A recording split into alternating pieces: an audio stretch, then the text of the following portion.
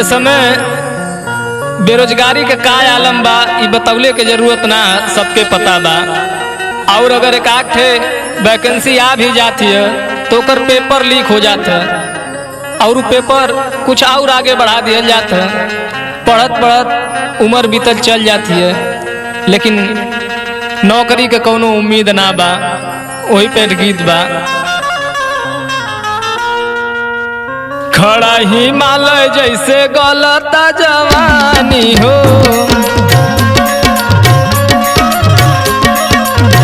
खड़ा हिमालय जैसे गलता जवानी हो, करी लायर जी रोजगार मांगतानी हो।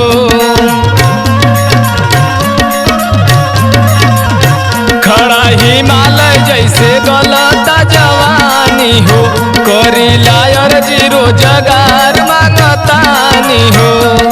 मन झूमे नाचे गावे जब जब वैकेंसी आवे,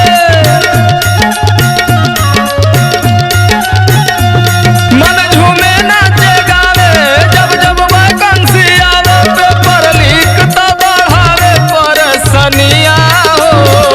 हम बेरोजगार, हमार दोस्त बेरोजगार बा। हम बेरोजगार, हमार दोस्त बेरोजगार बा। बुझे तनी मोर परेशानियां हो। सुनी सरकार गाड़ी देता परिवार, अब मिले नहीं हमनी के कनिया हो। हम बेरोजगार, हमार दोस्त बेरोजगार बा।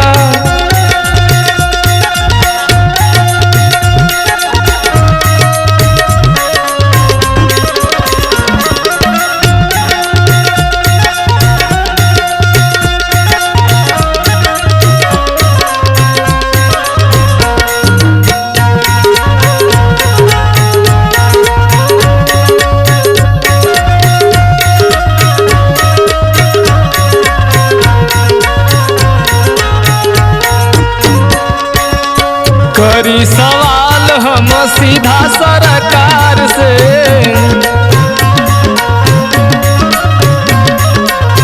करी सवाल हम सीधा सरकार से। दिलाया शासन खाली काहे बेरोजगार के,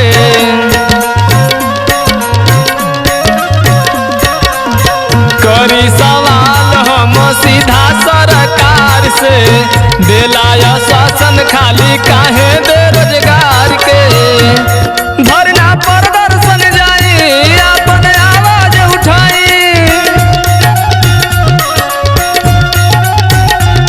धरना प्रदर्शन जाई अपन आवाज उठाई। त काहे चली जाला हो मनी पे लठिया हो। हम बेरोजगार, हमार दोस्त बेरोजगार बा। बुझी तनी मोर परेशानिया हो। सुनी सरकार गाड़ी देता परिवार, अब मिले नहीं हमनी के कनिया हो। हम बेरोजगार, हमार दोस्त बेरोजगार बा।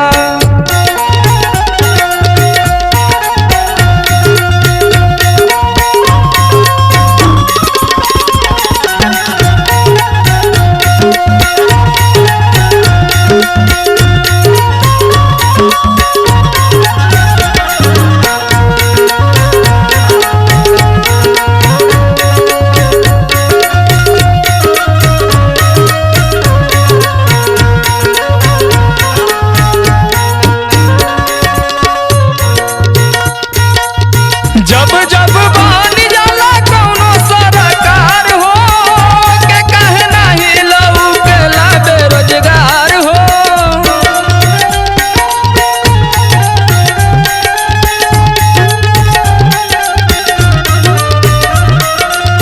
जब जब बन जाला कौनो सरकार हो, के काहे नाही लौकेला बेरोजगार हो। झटपट तैयारी करके अपन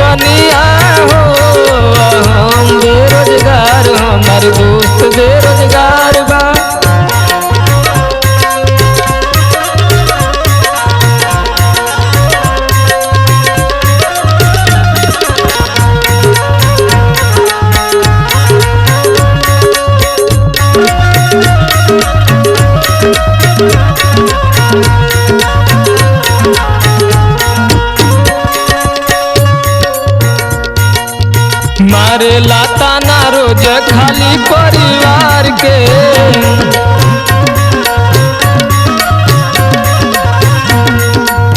मारे लाता ना सब खाली परिवार के, काहे नहीं दोष केहू देला सरकार के।